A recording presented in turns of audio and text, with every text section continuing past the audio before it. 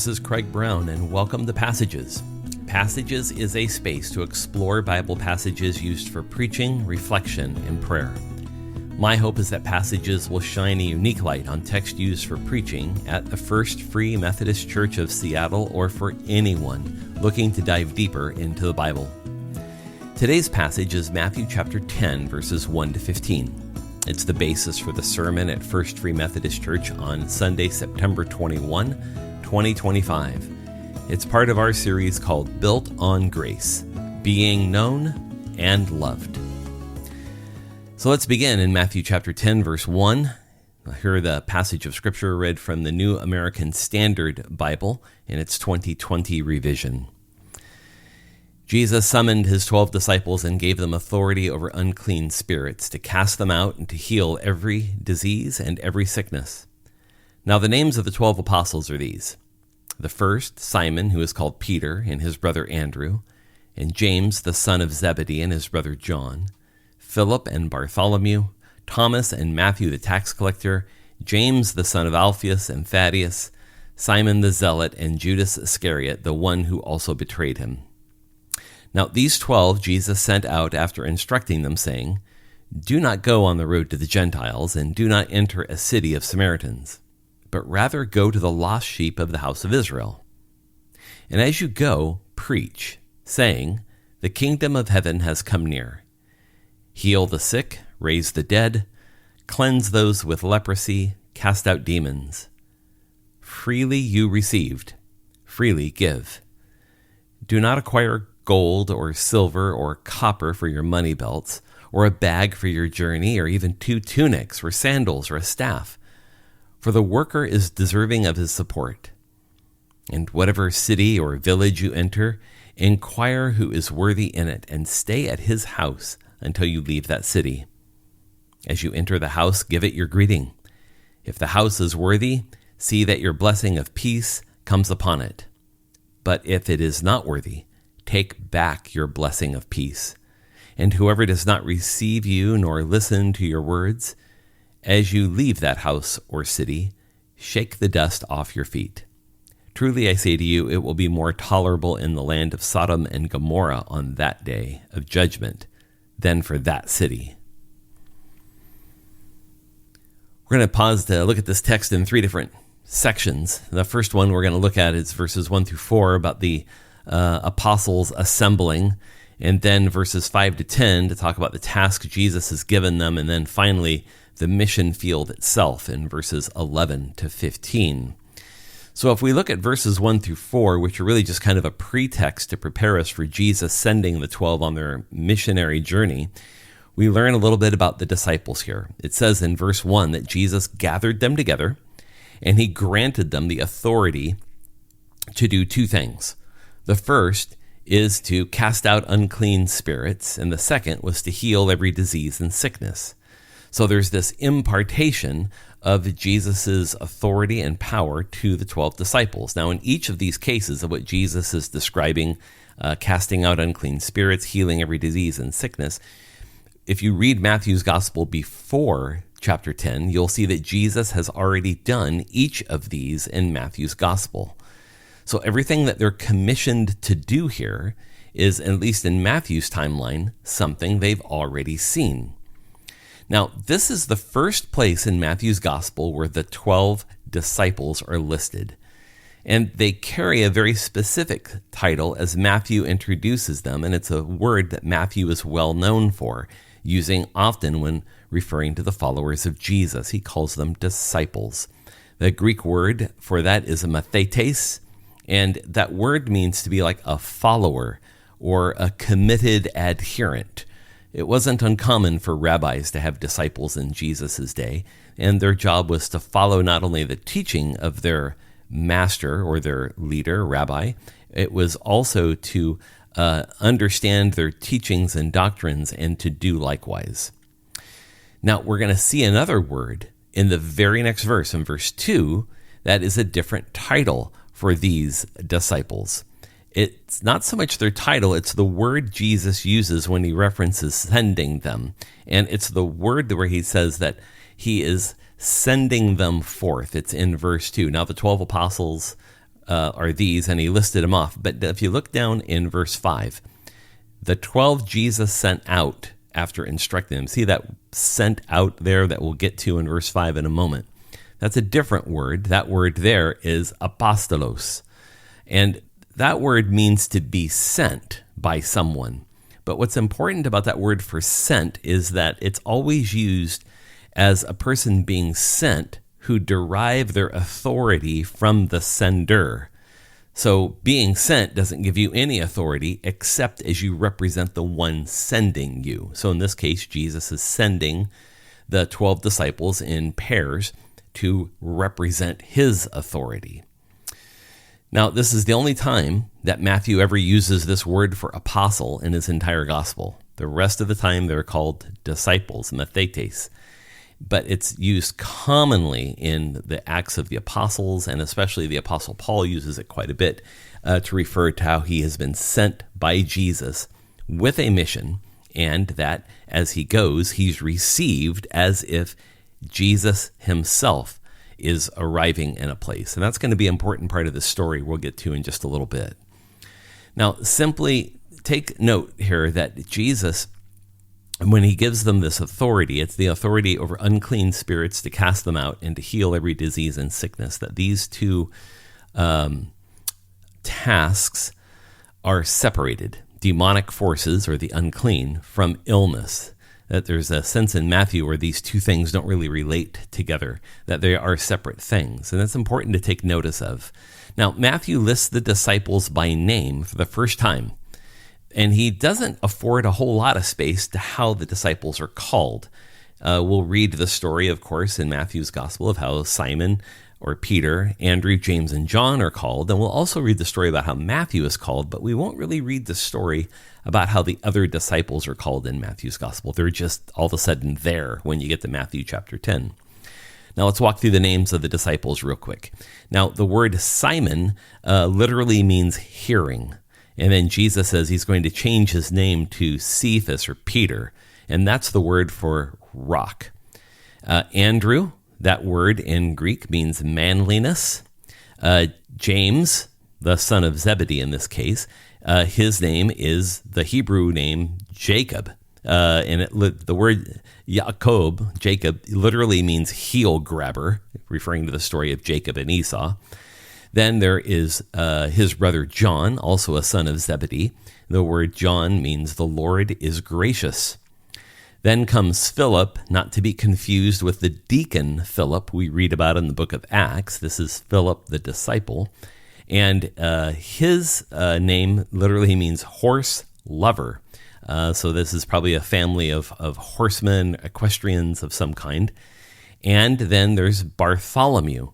And the word Bartholomew literally means son of Talmi. So it's paying homage to Bartholomew's father, who is likely, in this case, Nathanael, who we read about in other Gospels where this disciple is named. Both Philip and Bartholomew are both from Cana, and so they're paired together for obvious reasons. And we'll get to the pairing in a second. There's Thomas, whose name means twin. Matthew, whose name means God has given. He's the tax collector that is going to be called to the ministry with Jesus. Then there is James, the other James. This James is the son of Alphaeus. And that word for James as well in Hebrew is Jacob or Yaakov. And oftentimes this James is called James the Lesser or James the Smaller. For whatever reason, maybe he was smaller in size. We're not quite sure. Then there's Thaddeus. And Thaddeus is the formal name that is usually not used versus its more informal name, which is a nickname for one's heart or breast or chest, the kind of the seat of the will of the person. Then there's Simon, as opposed to Simon Peter. This is Simon the Zealot. And again, the word Simon means hearing. We talked about that with Peter. But this Simon has been a member of the Zealots, which is a kind of a religious political group that was aligned against the Roman authorities. The Romans would have called them, of course, terrorists. Simon would have called himself a rebel or a freedom fighter. And then finally, there's Judas. And Judas is quite likely the only non-Galilean in the entire list. So 11 of these disciples are quite likely from the Galilee where Jesus started his public ministry. And Judas is probably not from that area. Now, notice how in the text they're all paired together. So the listing of the 12 gives you the listing of the pairs. That Simon and Andrew are going together, James and John together, Philip Bartholomew together, Thomas Matthew together, James and Thaddeus together, and then Simon and Judas together. Now, with all that said, that opens up a key passageway to us. That the life of discipleship points to the Lord. Now, too often we speak of the word of Jesus today as something we do in the spirit of Jesus. In other words, we're trying to imitate him. We might reflect on how this at times can reduce Jesus to less of a person to more of a moral or an ethic. We're trying to do the kind of stuff Jesus did. That's all true, but it's still missing just a little something maybe. Jesus gives the disciples authority to do exactly what he has done. Disciples do the work of Jesus exactly as he did it because of the Holy Spirit in us. So in a sense, we're not trying to follow Jesus. We are following Jesus. We then listen for the Spirit's leading as we follow. Now, in this way, it changes just a shift a little bit in how we think about discipleship, that all of our discipleship and our life in God doesn't point to our trying to be a disciple, but instead it points to God's doing, that it is God that makes us a disciple. Yes, we yield and cooperate to God, with God's Spirit, but it's God that does the work. So what we lift up in our discipleship is not all the ways we've been trying to be a disciple, as much as we're trying to lift up the work that God is doing in our life because of our discipleship.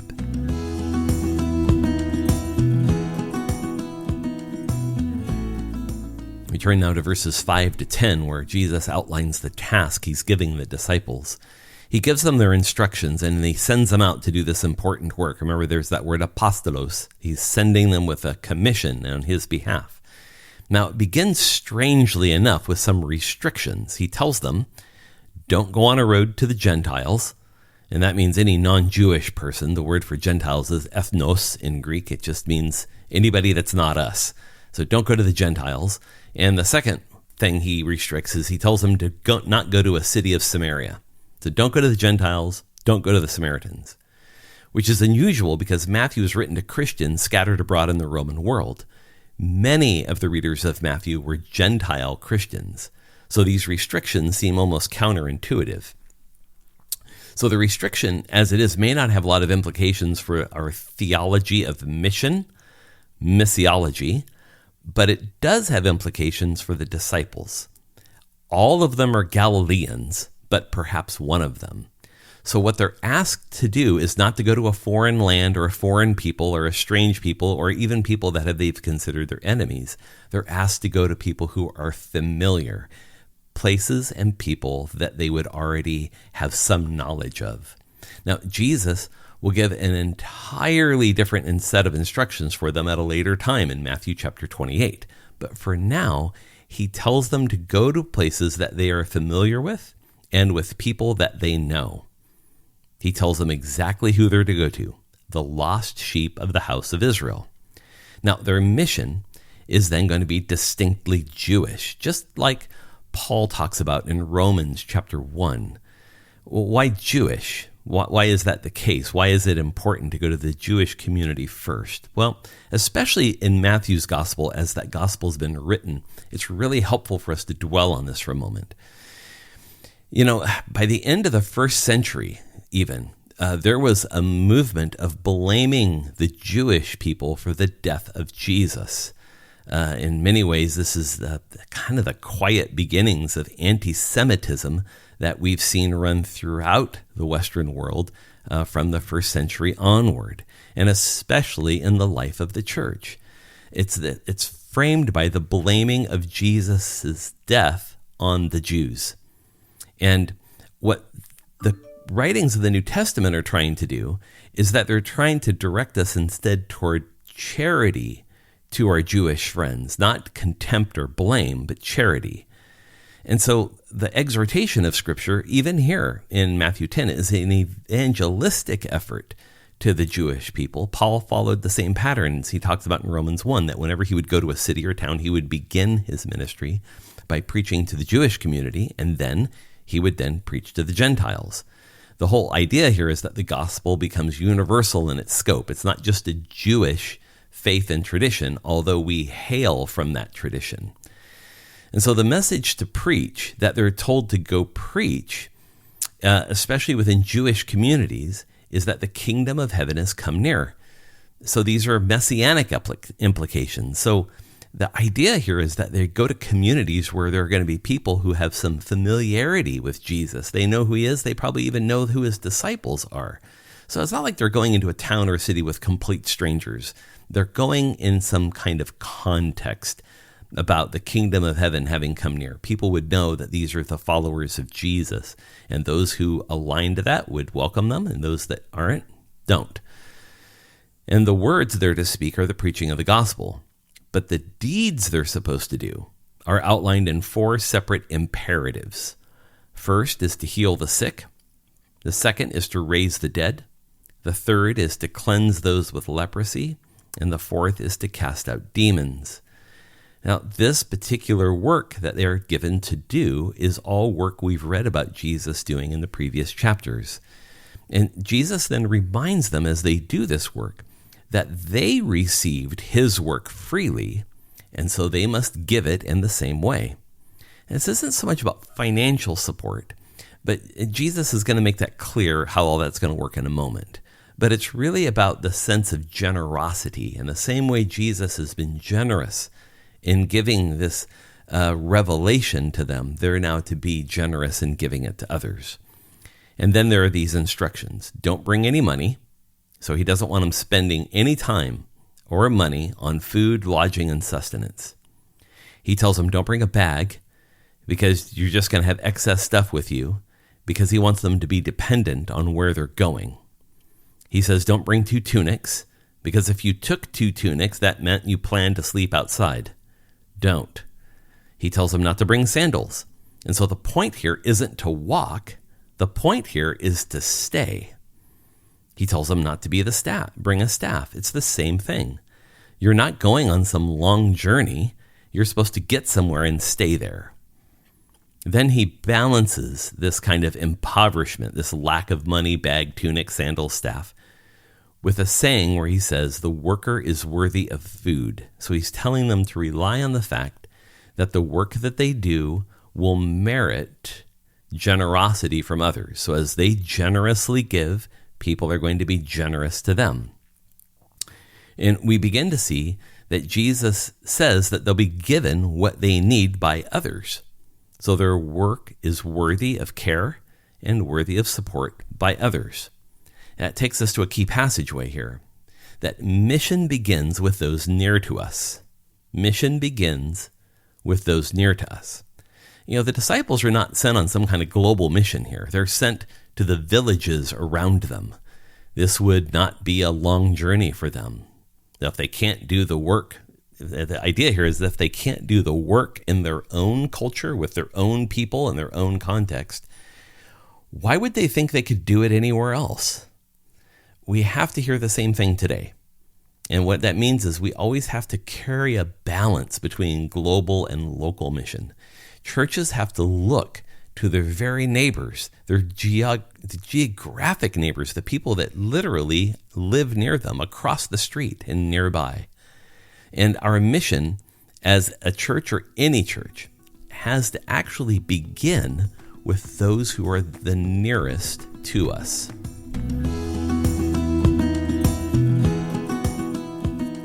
We now turn to these final few verses 11 to 15, about the mission field itself.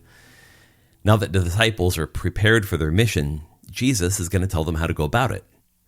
Here we find the reasons why Jesus told them to essentially take nothing with them, because it's going to force them to build relationships, to connect with communities, and to find connections with people. It's a 3-step process. Step 1, enter a city or village and inquire who is worthy.